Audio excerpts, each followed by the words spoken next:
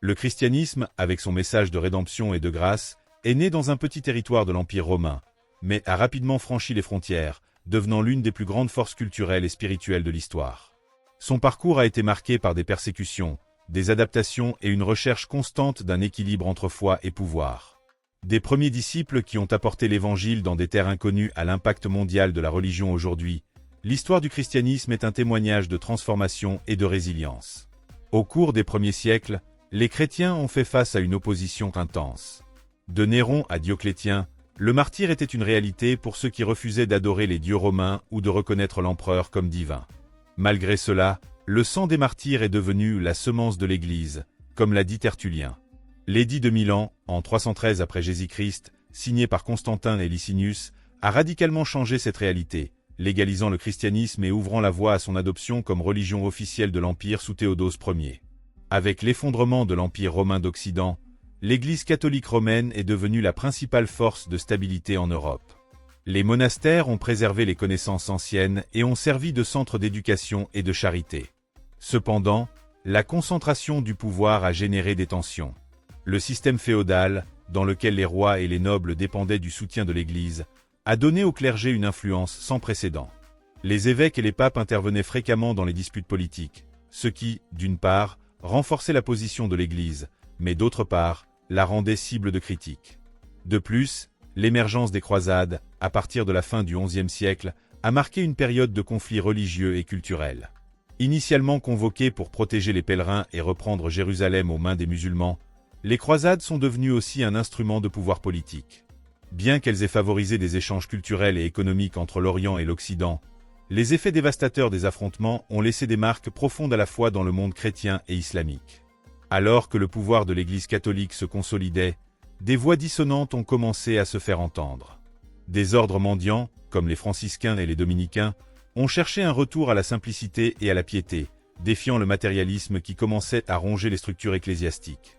En même temps, des mouvements hérétiques comme les cathares et les vaudois ont remis en question les doctrines officielles et ont fait face à de sévères persécutions. Cette période a également vu l'ascension des universités comme centre de pensée théologique. Des théologiens comme Thomas d'Aquin, avec sa monumentale Somme théologique, ont tenté d'harmoniser la foi chrétienne avec la raison aristotélicienne, posant les bases de débats intellectuels qui se poursuivraient pendant des siècles.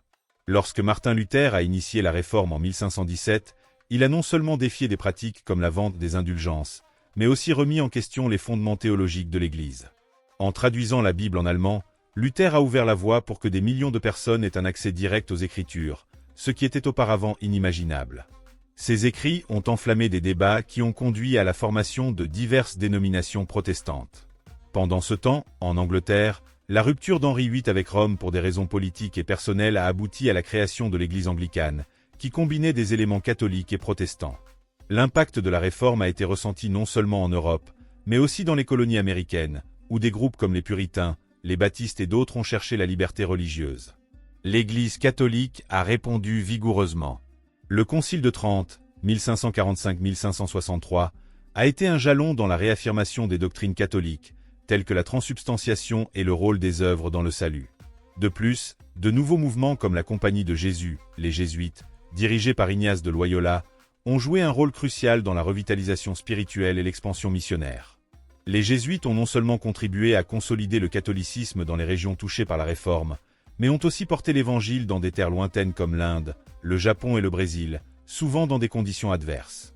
Avec l'avènement des Lumières, le christianisme a été remis en question par de nouveaux paradigmes. Les idées rationnelles et scientifiques ont remis en cause les croyances traditionnelles. Des révolutions comme la Révolution française ont apporté une vague de sécularisation, tandis que des mouvements comme le déisme ont tenté de concilier foi et raison. Néanmoins, le christianisme a montré sa capacité d'adaptation. Au XIXe et XXe siècle, de nouveaux réveils spirituels ont émergé, comme le pentecôtisme, qui a apporté un renouveau charismatique et une insistance sur les dons de l'Esprit Saint. Ce mouvement est devenu une force vibrante, notamment dans l'hémisphère sud, où les églises évangéliques et pentecôtistes continuent de croître rapidement. Aujourd'hui, le christianisme est l'une des religions les plus diversifiées au monde, englobant des traditions aussi distinctes que le catholicisme romain, l'orthodoxie orientale et de nombreuses dénominations protestantes. Face à des défis tels que le sécularisme et les persécutions religieuses dans certains pays, le message central de l'Évangile reste vivant, touchant des millions de vies. L'histoire du christianisme n'est pas seulement une chronologie d'événements, mais un récit de recherche de sens, de vérité et de connexion divine. Son message de salut par la grâce, à travers Jésus-Christ, transcende les époques et les frontières, restant pertinent dans un monde en constante évolution. Si vous souhaitez explorer davantage l'histoire chrétienne et approfondir votre foi, abonnez-vous à notre chaîne. Ensemble, découvrons comment l'Évangile continue de transformer des vies. Que Dieu bénisse votre marche spirituelle. À bientôt dans la prochaine vidéo.